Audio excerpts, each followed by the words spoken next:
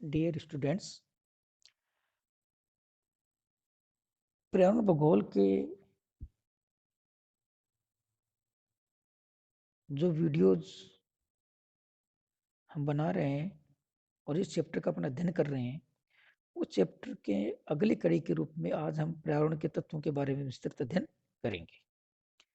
पर्यावरण के तत्व, एलिमेंट्स ऑफ द एनवायरनमेंट। पर्यावरण क्या है? पृथ्वी के चारों तरफ जो हमारा जैवमंडल पाया जाता है, उसके चारों तरफ जो एक आवरण है, उस आवरण में जो समस्त प्रकार की जो गतिविधियां जो गठित हो रही हैं, वो ही हमारा क्या है? पर्यावरण है।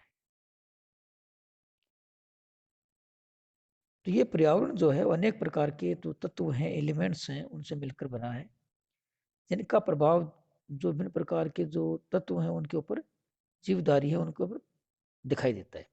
जो पर्यावरण में पाए जाने वाले विभिन्न प्रकार के जो तत्व हैं या कारक जो हैं, वो क्या है कि इस पर्यावरण में पाए जाने वाले विभिन्न प्रकार के जो जीवधारी हैं, उन जीवधारियों पर प्रभाव डालता है। पर्यावरण कारकों या घटकों के प्रभाव के परिणाम स्वरूप जीवधारियों में प्रयुक्त क्रियाकलापों के कई अनुकूलन उत्पन्न हो जाते हैं, जिससे वे जीवित रह पाते हैं। पर्यावरण को अनेक कारकों के अंतर्गत वर्गीकृत किया जा सकता है, यानी पर्यावरण के अंदर अनेक प्रकार के कारक पाए जाते हैं, जैसे मिट्टी है, जल है, वायु है, जलवायु है आदि। अतः मनुष्य को प्रभावित करने वाले जितने भी बाहरी कारक होते हैं, बाह्य कारक, एक तो हमारे आंतरिक कारक होते हैं, एक बाहरी कारक होते हैं। तो इस पर्यावरण के अंदर रहने वाले जो विभिन्न प्रकार के जो जीव जंतु होते हैं, उनको प्रभावित करने वाले जो बाहरी कारक होते हैं, वो बाहरी कारक हैं, वो पर्यावरण के तत्व कहलाते हैं। तो सबसे पहले हमारे को क्या पता चला पर्यावरण तत्वों के बारे में, कि पर्यावरण में पाए जाने वाले ऐसे कारक जो किसी भी प्रकार के जीवधारी को बाहरी रूप से प्रभावित करते हैं, वो पर्यावरण के तत्व कहलाते हैं। दूसरे शब्दों में हम ये भी कह सकते हैं कि पर्यावरण का प्रत्येक भाग या अंग जो प्रत्यक्ष या अप्रत्यक्ष रूप से जीव जंतुओं के जीवन काल को प्रभावित करता है, उसे पर्यावरण का तत्व कहते हैं। सामान्य रूप से हम पर्यावरण के तत्वों को 3 भागों में बांटते हैं: जलवायु तत्व, मृदा तत्व और जैव तत्व। जलवायु तत्व के अंदर हम लोग वर्षा है, तापमान है, आर्द्रता है, हवा है आदि को शामिल करते हैं। मृदा में मृदा की नमी, मृदा तापमान, मृदा के जैविक तत्व को शामिल करते हैं। और जैव पदार्थों के अंदर जीव जंतु और वनस्पति वर्ग को शामिल किया जाता है। इसके अतिरिक्त डोबिनियर महोदय ने पर्यावरण के जो 7 तत्व बताए।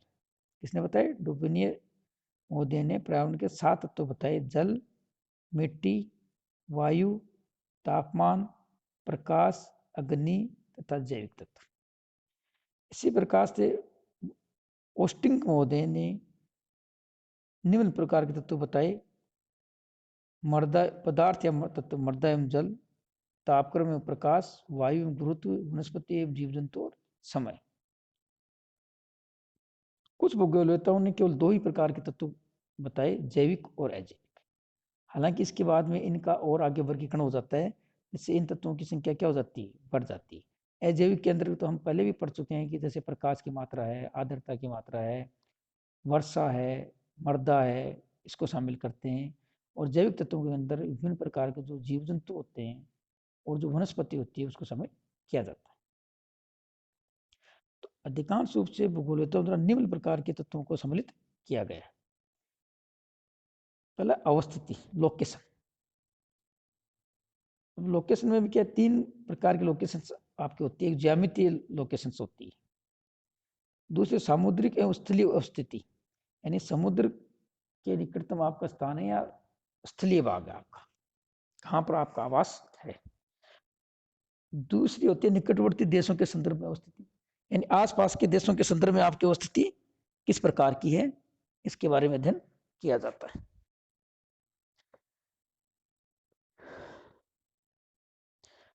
दूसरा है उच्चावच, रिलीफ्स, जलवायु क्लाइमेट, प्राकृतिक वनस्पति नेचुरल वेजिटेशन, जैविक कारक बायोटिक फैक्टर्स जिसके अंदर मानव और जीव जंतु शामिल होते हैं, मृदा कारक और जल राशि।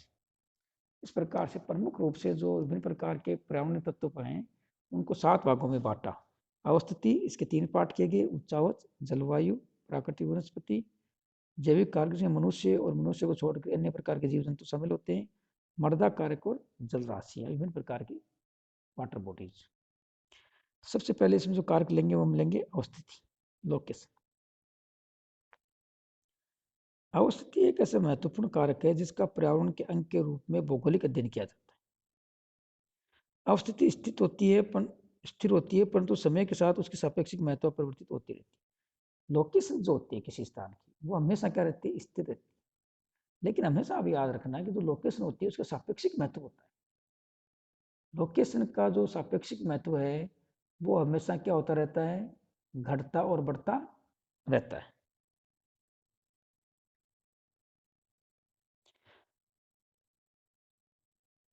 अवस्थिति का महत्व हंटिंगटन महोदय ने बताया कि ग्लोब पर किसी देश की अवस्थिति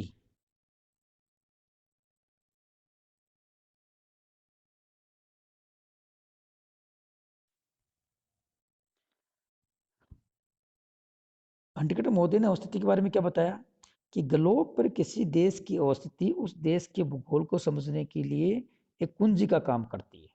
जैसे किसी ताले को खोलने के लिए उसकी चाबी जो होती है वो सबसे महत्वपूर्ण होती है, उसी प्रकार से किसी देश की स्थिति को समझने के लिए उसकी जो अवस्थिति होती है, जो उसकी लोकेशंस होती है, वो सबसे महत्वपूर्ण काम करती है। ये किसने कहा, हंटिंगटन महोदय ने अवस्थिति के बारे में बताया। तो अवस्थिति कई प्रकार की हो सकती है, ज्यामितीय अवस्थिति, सामुद्रिक और स्थलीय स्थिति, निकटवर्ती देशों के संदर्भ में स्थिति। तो सबसे पहले अपन देखेंगे ज्यामितीय अवस्थिति, जियोमेट्रिक लोकेशंस। यह किसी भौगोलिक प्रदेश की अक्षांश और देशांतरी स्थिति होती है। हमने देखा ना, इतने डिग्री, इतना डिग्री, इतना पूर्व, इतना पश्चिम, इतना उत्तर, इतना दक्षिण, कई बार आता ना। तो ये क्या होता है, उसकी ज्योमेट्रिक लोकेशंस होती है किसी भी स्थान की, जिसके द्वारा उस प्रदेश की भूसंदर्भ जियो रेफरेंस में जानकारी प्राप्त होती है। उदाहरण के लिए जैसे भारत के अंदर राजस्थान की जो स्थिति है 23 डिग्री 3 उत्तर से 23 डिग्री 12 उत्तरी अक्षांशों तक, और 69 डिग्री 30 मिनट से 78 डिग्री 17 मिनट पूर्वी देशांतरों के मध्य है। तो ये जो डिग्रियां हैं, जो मिनट्स हैं, ये क्या बताते हैं आपको, किसी भी स्थान की जो ज्योमेट्रिक लोकेशन है उस ज्योमेट्रिक लोकेशन को बताते हैं। इसी प्रकार ग्लोब के अंदर भारत की जो स्थिति है 8 डिग्री 4 मिनट से 37 डिग्री 6 मिनट उत्तरी अक्षांश, और 68 डिग्री 7 मिनट से 97 डिग्री 25 मिनट जो पूर्वी देशांत है, इसकी ज्योमेट्रिक लोकेशन है। तो इस ज्योमेट्रिक लोकेशन के आधार पर इस संसार के अंदर विभिन्न देशों को विभिन्न प्रकार के तापीय कटिबंधों में विभाजित किया गया है। ज्योमेट्रिक लोकेशन के स्थान पर किसी स्थान की मृदा, कृषि तो वनस्पति संसाधन बताए जा सकते हैं। ज्यामितीय स्थिति का मानव के ऊपर क्या प्रभाव पड़ता है, इसके बारे में बोधिन मैदन ने कहा है, उत्तरी क्षेत्रों के मनुष्य शारीरिक शक्ति संपन्न और दक्षिण क्षेत्र के तकनीकी ज्ञान में उच्च व्यवसायी होते हैं, जबकि मध्यवर्ती क्षेत्रों के मनुष्य राजनीतिक के नियंत्रण में श्रेष्ठ माने गए। यानी बोधिन महोदय ने तो विभिन्न पूरे संसार को जो है अक्षांशों के आधार पर यह बताया कौन से क्षेत्र के जो मनुष्य शारीरिक रूप से बलवान होते हैं, किस क्षेत्र के मनुष्य राजनीतिक रूप से प्रभावशाली होते हैं, और किस क्षेत्र के मनुष्य तकनीकी और उच्च व्यवसायी वर्ग में सफल रहते हैं। इस प्रकार से किसी भी स्थान की वास्तविक स्थिति जानने के लिए उस स्थान की जो लोकेशंस है, जियोमेट्रिक जो लोकेशंस है, जिसको हम अक्षांश और देशांतरों की सहायता से बताते हैं, वो बड़ा महत्वपूर्ण होती है। सामुद्रिक और स्थलीय स्थिति, दूसरी कौन सी है, सामुद्रिक और स्थलीय स्थिति। समुद्र से घिरे हुए तो समुद्र के सारे भौगोलिक प्रदेशों में सामुद्रिक स्थिति का प्रभाव पड़ता है, जबकि महाद्वीपीय स्थिति में प्रदेश विशेष का समुद्र से कोई संबंध नहीं होता। यानी संसार के अंदर बहुत से देश ऐसे हैं जो समुद्र के किनारे हैं, बहुत से क्षेत्र हैं जो समुद्र के आसपास हैं, कुछ क्षेत्र समुद्र से बहुत दूर हैं। तो समुद्र के आसपास जिन क्षेत्रों की स्थिति है उन्हें समुद्र की स्थिति कहते हैं, और समुद्र से दूर जो स्थिति है वो महाद्वीपीय स्थिति कहलाती है। सामुद्रिक स्थिति को 4 भागों में वर्गीकृत किया गया है।